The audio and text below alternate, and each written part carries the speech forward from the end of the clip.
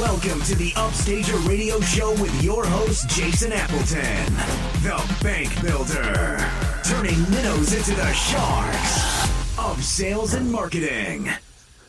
All right, everybody, thanks for stopping by and taking a listen. This is Jason Appleton, your host with Upstager Radio. Today, this is the second time I've done this, and so I'm actually going to take one of my star pupils, if you will, in Chicago. And he's sitting here looking at me, shaking his head. He can't believe he's going to do this. But I figure we're going to make his little segment today a part of the show and see what kind of progress he's making, what he's learned so far, and kind of how things are coming together for him, because he's really starting to come into his own. And I introduced John from Chicago. Thanks for doing this, John. Absolutely. It's my pleasure. Very excited to do this for you. So tell me a little bit about where you're at right now. Obviously, we've been kind of at this for a little while, and it seems like things are starting to come together for you. Kind of explain to me your current situation.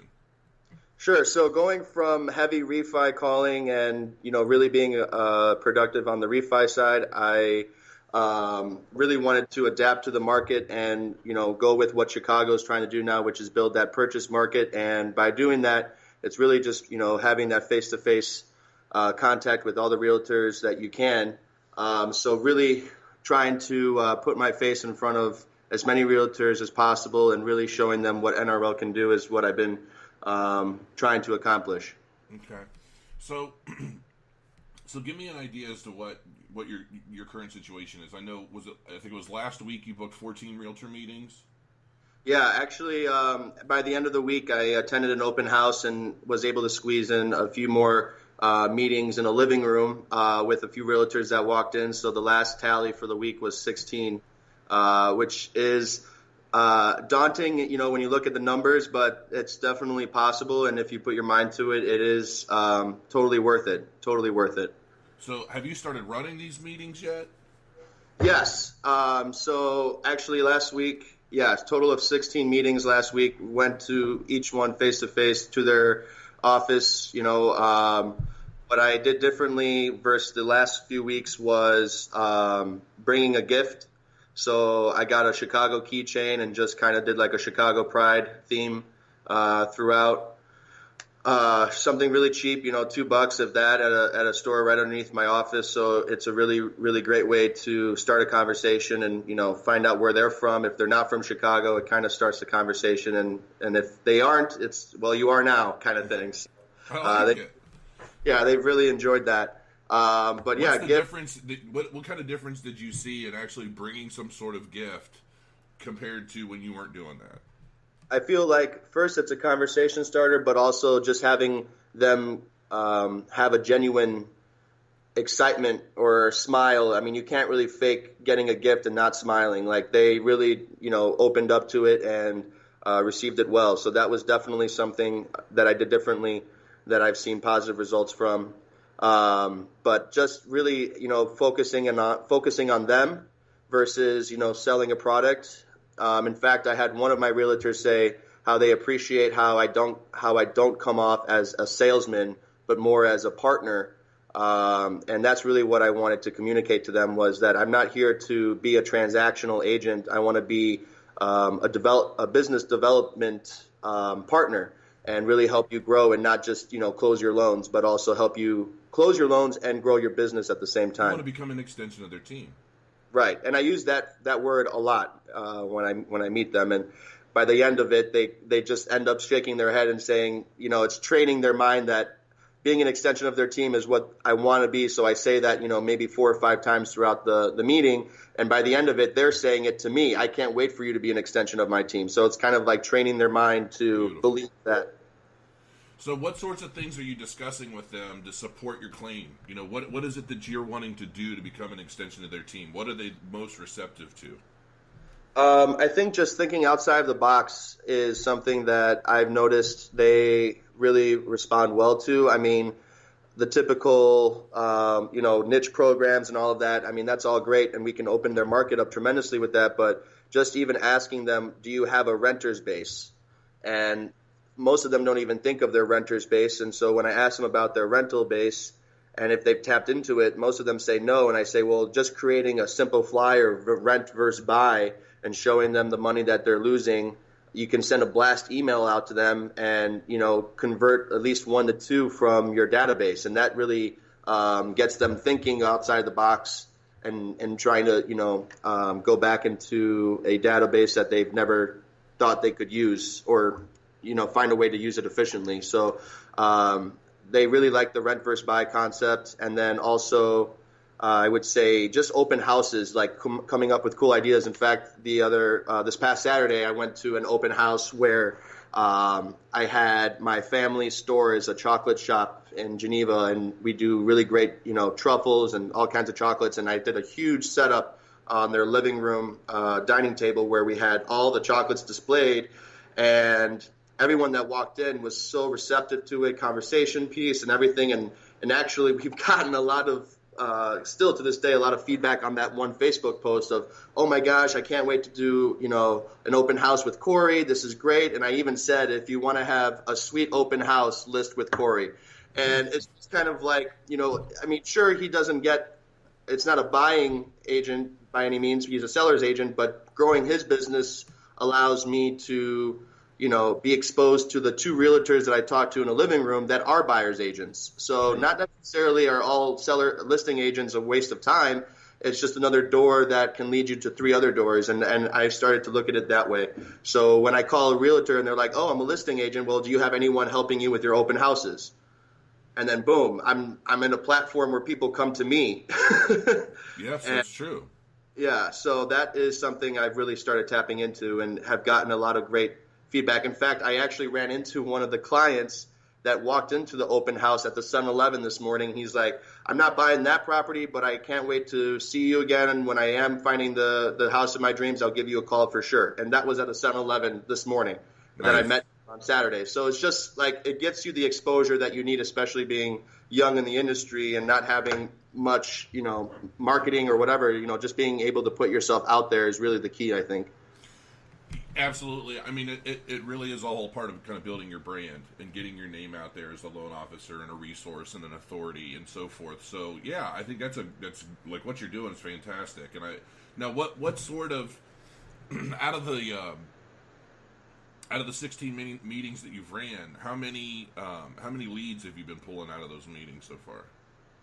That's the one thing that is, a challenge, and that's something that, once you set 16 or 15 appointments, you're like, okay, that's great. That's step 1. Now step 2 is the finisher, and collecting those leads. And, that's the one thing I'm still working on, frankly. But I would say out of the 16, I've gotten 10 leads. But, it's really just a matter of following up and trying to squeeze more. But I mean, it's been active. I've definitely been active. I mean, it's much more than if I didn't call 15 realtors and met with 10 leads that you got, am I to assume that they're really crappy leads? Yes. Okay. And why do you think at this point you're still getting kind of the stuff that's likely been turned down by everyone else and their brother before they send it to you? As opposed to, is it because you think these are just what these agents have sitting there at the moment, or is it their way of basically trying to test you out? For one example, I met with a realtor who was very excited to work with me. He had a client who spoke only Spanish and was looking for an ITIN loan.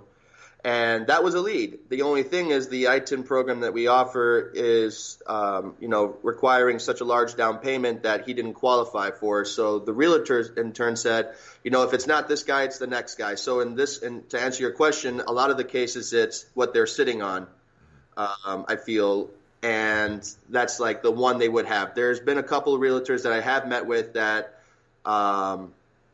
work with other, big time loan officers at Guaranteed Rate, VP of Guaranteed Rate or whatnot, and they are giving me the stuff that they wouldn't give to him but would give to someone like me. So there's a half and half. There's some realtors who are like, if I had some more business, I'd give you some more business, which then comes to the problem of selecting the right realtors to meet with. But those are great partners because I would rather get someone who's willing to give me their next deal versus someone who's like, here's another, sub 500 borrower. Right. But Well, let me ask you this: what do you said that some agents are willing to give you deals they wouldn't give to the VP of another bank, right? Because they don't want to waste their time, but they would rather waste mine. Because I say I can, help them out with any deal, whatever they have, just send it to me, and I can see if I. They're giving the prime stuff to someone else, and they're willing to let you try your hand at the like the more difficult stuff. Right. Because at the end of the day, when I leave that meeting, they're usually like, well, I do have my current lenders, but it was really nice to meet with you. And I said, well, if there's anyone that you think that can't be done, give me an audition, and I guarantee you a standing ovation kind of thing. And that's when I get the crappy leads. But they're again, it's kind of like just being exposed to other people and talking to them and coming up with a game plan to eventually get them. And when I do get those converted, that's when the big time chai, I like to call them, big time chai realtors will then talk to me a little bit because they're like, wow, I can't believe you got that done. So that's what I keep in the back of my head in the meantime. Well, the other thing that I want you to keep in the back of your head is that it's getting the crappy leads is what? It's the majority of those crappy leads you're getting, you're likely not going to be able to close. I mean, right. Not right now. Maybe they're leads that, obviously you're doing the credit repair, you're working on, and maybe you'll close them in 3 to 6 months or something. But these crappy leads primarily are an opportunity. So I don't want you to forget that. I mean, these are an opportunity for you to show the agent how you work, how you operate, your communication, your follow-up, and all of those things. So, make sure that you're maintaining yourself with that. You don't say, well, this agent just sent me 3 crappy leads and none of them can be done, and you blow the agent off. Work the leads. I mean, even if they're crappy, and send a report to the agent for each one of those. Make sure they understand, this is what you sent, this is where they're at right now, this is the potential maybe for 3 months or 6 months, or it's just a flat out no-go, and make sure you communicate all that, with the agent, because every one of those crappy leads gives you another opportunity to talk to that agent and kind of gain their trust and build rapport. Right. Yeah, and I think another thing I've been really doing a big push on is social media and just putting my, face on big-time realtors that, I don't have an excuse to talk to about current deals or current programs or whatnot, but commenting on the product, on the conversation they bring up on Facebook or whatever, and just doing a quick comment. I've also feel like if I would call them again, they would know who I am and kind of have a good background of what I am and what I do and stuff. So I've also tried to do a little bit more of, being more of an authority. So, for example, I met a realtor, and she actually invited me to be a speaker at an event on the 20th for credit repair. So I'll be talking about, our programs and how we can help, people with sub 6 or 580, get a home, but more ideally just to prepare them to get a home in general. Not just because they can get a home, but to prepare them for all the things that come with being a homeowner. So I'm really excited about that because that's really going to put me in front of a lot of people. But I just realized that I can't be behind a desk, and I can't also just be meeting realtors. I really have to put myself out there and go to networking events and be in the scene, because it really is a small world in Chicago, and just putting yourself out there as an authority, I think is my next plan. Well, and some of the other ways that you can go about doing that, as far as establishing yourself as an authority, is making sure you know every guideline to every program, even if you start with one. Let's say you just start with an FHA loan, which is obviously the most common for a first-time home buyer. Make sure you learn all of the FHA guidelines you can. What does it take to get that loan? And then anytime a guideline changes with that program, you're publishing an update, on your social media. Make yourself the authority about FHA loan or conventional or whatever. There are 203K guys that all they do are 203K. Everybody knows that this guy's a 203K guy, so if they have one, they send it to him. That's one of the easiest ways, and obviously it helps maintain. So let's say one of your leads was an FHA loan right now. You go in and you just study FHA, man, every nook and cranny, to make sure that you don't come into any last-minute hiccups or issues before that deal closes. We just had a situation like this in Cincinnati where the LO, unfortunately, he didn't know every little nuance about the guidelines, and apparently management didn't catch it, and underwriting didn't say anything about it. It was like the day before close, and they found something that has to do with 2% concessions on the buyer side or whatever long and short of it is he ended up having to bring an extra $800 to close to get the deal done. He was not expecting that. He was not happy about that. And, it was kind of, the agent basically, to make it better, basically said, look, on your next listing with me, I'll cut $850 off of your listing fee or whatever. And so, the agent resolved it, but it really wasn't even her place to do that. Now the thing of it is, because that happened the way it did, he loves the agent, but he no longer wants to work with the lender. And so, because he's like, look, the lender should have caught this. The lender should be aware of these 2% concessions and what it means, and all the little requirements and such. And because nobody caught that until the last minute, he's like, look, I'd rather work with somebody else. So you don't want that to happen to you. And as you're starting to get more deals and you're starting to build your pipe with these purchase deals, there are so many different players and so many different things on the line with these deals that, it's difficult, right? It's difficult to work on processing these deals, just babysitting the buyers, making sure you've got everything together to get these deals closed while you're going out, meeting with people, making calls to set these meetings. All of these things that you have to juggle right now to build your operation before you've really built your business to the point where it's working more for you. And so right. this is the growing pain, and the other element to that is really learning, everything that you can about these loan programs, because what's going to happen is there's going to come a point when, you're going to be closing 4 or 5 deals a month. You're going to start really needing some help. You're going to start needing somebody to work up a lot of these deals for you, to work a lot of these deals, getting the underwriting stipulation, so forth and so on. And you want to make sure that, even though, let's just say hypothetically in another 6 months, you become like a rainmaker for a small team, okay? At that point, you're going to have people that you are ultimately going to need to coach and train on these loan programs as much as, management in the office. And so, but you want to make sure that when you're looking at a deal, all these guidelines verbatim from the books, and you're able to teach these people. That way, you're not burning bridges with A, realtors, and B, like this guy was a real estate investor. He probably does a few deals a month. So this is one buyer who's actually an investor who's worked with the agent now for 5 or 6 months, done several deals, and the lender had the opportunity to capitalize on that, and they blew it. All because they didn't know one stipulation in the FHA guidelines. So just make sure that you kind of understand that, and you're always trying to better yourself and learn all the little nuances of these loan programs, because you can't count on, often you can't count on the people above you to catch some of these things. It's really up to you to be able to find those little things and make sure that everything works out.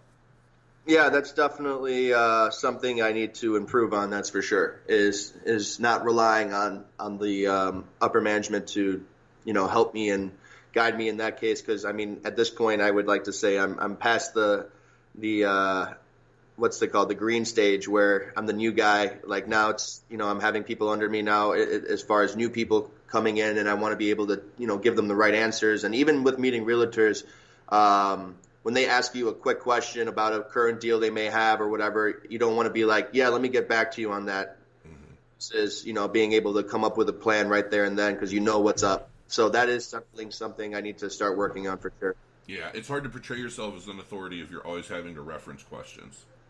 Yeah. So that's where I'm at right now. Yeah. And it's okay, because you are still relatively new. Your primary focus has been getting business in, and maybe we're pulling the cart before the horse a little bit, but obviously you've had your training and your back end work and, working up the deals and going through the programs. It's not like you're completely ignorant. It's the fine details now. Yeah. It's sealing the cracks in the foundation that we need to work on a bit. Right. All right. So how would you say your progress has shaped up over the past, like where you feel you are now and your confidence level and your ability to go out there and start drumming up business? Where do you think you're at now compared to where you were 3 months ago?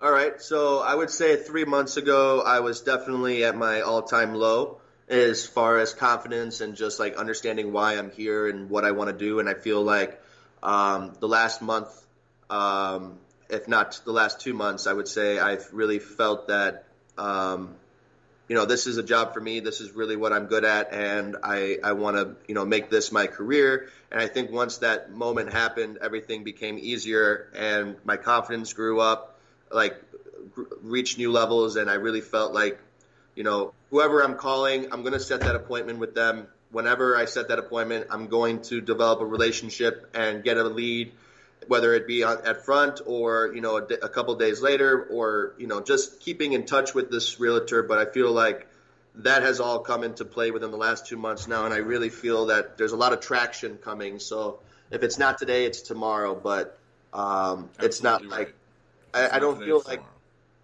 I just don't feel like, it's a tough job because you don't see everything come into play right away unless you are closing deals every other week. But for me, just knowing that I am putting a lot of work into building my brand and my business and realizing I'm not an employee but a business owner, which is what you said, which really opened my eyes when you told me that a couple of weeks ago. And by looking at myself as a business owner, the mistakes I make are my mistakes, but also the gains that I make are my gains. And seeing my gains on paper is really exciting. And just, having the feedback from realtors saying, you're not that salesman that I hate, and you are a loan officer I want to work with, just gives me that extra push to call the next realtor and have the same thing said. So it's just a matter of time, but it is the growing pains that does suck. But once you get past that, it's good. And you have made some significant progress, and I think you're definitely on the right track. I think you'll be surprised at how, especially the higher end agents, the top producing agents, you're going to see that they are as much impressed by your knowledge of loan programs and things as they are your personality and all the other stuff. Because one of the big things that an agent looks for in a loan officer is somebody with the experience to get things done. And it's easy to say, well, we can get everything done, or we can close everything in 14 days or less, or we can do this, or we can do that. But it's also in the lingo. You know what I mean? It's also in your knowledge of loan products. If an agent asks you a specific question about a deal, and you're able to give a very verbose answer and all the reasons why, that really impresses an agent, and they're going to feel the same confidence, in sending you people, because they're going to know whatever the problems are, you've got the answer to. And that's, so from here on, you're doing very well on the phone. You're setting the meetings, you're running the meetings, you're getting you're getting the referrals you're asking for. Let's just say that for now. And a part of that also is because as your knowledge now, your finer knowledge of the different loan programs, what's available, what you can do for people continues to grow, that as well is going to grow your confidence in being able to relay that information along with all of the other, fun, good stuff that you can do as a company. But that's really what's going to help take you to the next level from here. That's what's going to help take, the more you know about these loan programs, the more you understand about what this buyer needs and what that buyer needs, so forth and so on, or any overlays from investors and the differences in there between. Those are the things that are going to help you really attract and gain the trust of some of the higher end agents that you're going to meet. Now that you have, I saw that you just signed up for the little secret sauce. So you're going to be able to, see all the top 2,000 producing agents in the market. So now you have access to something that everybody you talk to, you're going to know what they're doing, right? So you set a meeting tonight, you're going to look that agent up and say, okay, well, this agent just closed 42 units this year, and 30 of them were buyers. I know this agent can they're worth working with. And that you're now, literally from this day forward, you're going to be able to go to these meetings with the expectation of, I know what you've got, and you're going to have that much more confidence in what you're willing to do to get that business. And right. I'm very curious to see over the next few weeks how just having that information and being able to look these agents up and see where they're at it changes things for you, because now you're not flying blind anymore. So you're not going to be wasting any time anymore. You're not going to be running 15 meetings to meet, hopefully 2 random agents that happen to be producers. You're going to be able to really focus your energies now, and I think that's going to mean all the difference to you moving forward. Yeah, I mean, I definitely see that as a huge tool, and it's great that you put that together because otherwise we are all flying blind. Um, but even with the non-producers, I like to look at it as an opportunity as well to kind of say, I'm a new loan officer, you're a new real estate agent, like let's grow our business together kind of thing. So there's a lot of traction I get with that. I met a guy who just started 6 months and he has a $2 million listing and he's like, this is great. And I have a few buyers that are looking for investment properties. And it's like that right there was my way in. He probably doesn't have that many loan officers he's talked to, or if he has, it's not, well-established relationships. So I can just swoop right in and do that as well. But I mean, going with a big time producer is something I'd like just to be able to, knock it out of the park and continue to get the business. So Well, here's where I would like to see you. Now that you have this, I would really like to see you start going after some of the higher end agents. And it's intimidating, man. It's intimidating. There's $6,000 suits. but that doesn't matter. None of that matters. You know what matters? What matters to these agents is that they send a deal, you close a deal. Yeah. The top producing agents are the majority of those are those high D personalities. They just want to get the job done and move on to the next. And they're very good at what they do. They're very good at follow up. They're very, what intimidates you about these higher end agents is that they got there because they do everything right. Right? And so until you're at a place where you're doing everything right, you've got your CRM on lock, you've got your follow up calls on lock, you've got your everything, your own operation is something that could be equivalent to what they're doing, then you'll have the confidence to go after them because you can speak on their terms, right? So when you say, well, those agents are intimidating, no, they're only intimidating right now because you haven't trained for your fight yet. And that's kind of how I look at it. It's like when you get your situation to the point where you've got all these different elements in play, but organized and structured, day to day, hour to hour, what's expected of you, of yourself, you know what I mean? And you're doing that. Once you get to the point where you wake up one day and you say, okay, at 9:30 I'm doing this, at 10:35 I'm doing this, I've got another meeting at such and such a time, this went well, I got a referral, I'm going to, work up my pre-approval on this deal, and then I've got to go out, I've got another meeting, and then, that afternoon you're sending your follow-up emails, you're sending your thank you cards, your handwritten thank you cards, and boom, your day is done, rinse and repeat, and you've got that system down. Then you're going to be able to go out and meet with these higher-end agents who are doing the exact same thing you're doing, knowing that you're on their level. You're just not doing the volume yet. That was my last week. Now it's just a matter of consistently keeping that, up. Building your business is consistency. Absolutely. My last week was just what you described. I have this meeting, I have to do this at this time, and I have a pre-approval, and I have to do this, and I have to do that, and then by the end of it, it was Saturday night, and I'm like, oh my gosh.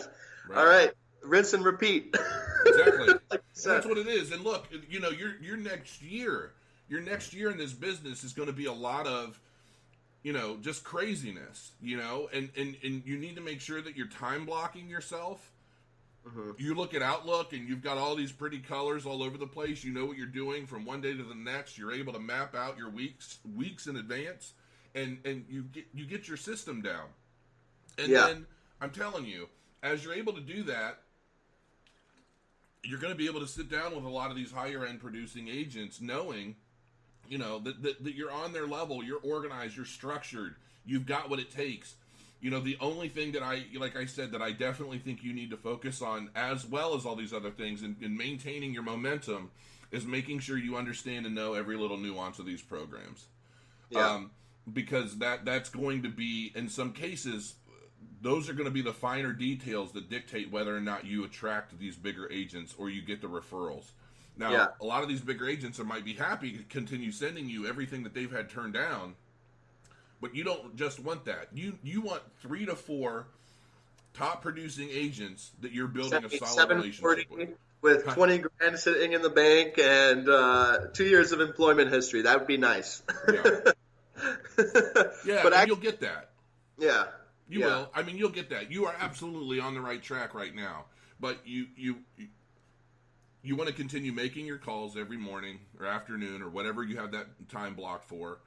Obviously that one power session for 3.5 hours was great, but you're not doing that every day, right? That was every other day. Every other day. Okay, Yeah, beautiful. we set up here. I invite, Alex and Michael and all of them. If they want to join, they're welcome to. But we all station out here in the conference room and kind of do a quick power hour just to get everybody, pumped up and excited. That's happened the last couple of days. So that's been nice. I mean, it's not as aggressive as the 3.5 hours, but just to make sure that everyone gets that hour in at least, and have it make it fun. So got some great response on that too. Just trying to keep it consistent. So well, and I like the competition. I like what you and John have going. Yeah. And I like I'm all about competition. I'm one of those guys that won't be beat. So, somebody challenges me, I'm going to own it, and so I like that. And it does. It just adds a little spark, it adds just that little extra. It makes things a little more fun, and it's a way to grind, And I mean, I used to do that when we were, when I was dialing for dollars. I mean, we'd come in flip flops and shorts, drinking Pabst Blue Ribbon, making 150 phone calls to refi trigger leads, and we would compete with each other here and there, and who would roll the most deals in an afternoon, and it was fun. It was like a good. I mean, it was always me and one other guy that won back and forth, but it was just fun. And the thing is, I think I definitely want to see you going after some of these higher end agents. Maybe even if you just focused on some of the top 100, like the 50 to 100 in that that database, and see what you can do. And there's nothing, if you've had a really good meeting with an agent, okay, and this is something that I'm only going to say to you because I want to see you try this. You have a really good meeting with an agent. You greet, you gift, you listen, you're towards the end where you've got your little 10-minute block of time where you're kind of pitching yourself and what you have to offer, what you can do. You're answering all their questions, everything that they presented in the, however long they've been talking. And then just flat out say, I know that I'm going to be an absolute strong asset and an extension of your team, but I don't know if you're convinced of that yet. What do I need to do to earn your trust and earn your business? And just ask them flat out. And if they say, oh no, I've got something for you, be like, okay, now you're probably going to throw me something that's been, canceled out or kicked out from, 4 or 5 different lenders, which I'm absolutely happy to do for you. I mean, if that's the first step to, the first brick in our foundation, then throw it at me. I'll take care of whatever you've got. But I truly want to build a relationship with you, and I want you to tell me how I would go about doing that. I've done that before. I mean, it's I feel like I would have to say that to every real estate agent because that's how it comes off. By the end of it, it's like, yeah, absolutely. I'll send you something that sounds great. Love what you have to say. And then it's like, do you really though? So by asking them straight up like that puts them on the spot to give me a good answer. So right. Yeah, but it has to be sincere. And just like I'm looking at you, I'm looking you dead in your eye and I'm asking you with the utmost sincerity, what is it going to take for me to earn your trust?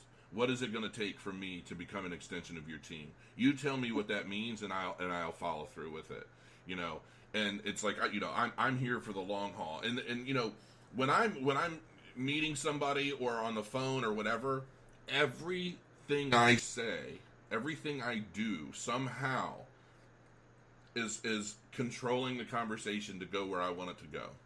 I want it to end up in a specific place, and I think in some cases I just kind of do it without thinking about it so much anymore.